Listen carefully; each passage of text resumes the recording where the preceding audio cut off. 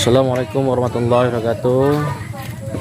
Hari ini kembali Sungai Jambuai yang berada di Desa Lebu Pusaka, Kecamatan Langkat, Kabupaten Aceh Utara kembali meluap.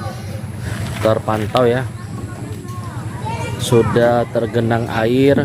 Malah di Dusun Bidadari ini ada acara pesta ya. Ya, di belakang saya terlihat ya. Itu acaranya pada hari ini, namun juga tergenang air. Ketinggian air di sini mencapai 2 meter. Ya, di Dusun Bidadari dengan Dusun Slemak hari ini putus total, sehingga mereka menggunakan sampan atau bot ya untuk bisa ke Dusun Bidadari, atau mungkin warga Dusun Bidadari ke Dusun Slemak. Begitu saja laporannya, mudah-mudahan air ini kembali surut dan bisa beraktivitas kembali antara dua dusun ini. Wassalamualaikum warahmatullahi wabarakatuh.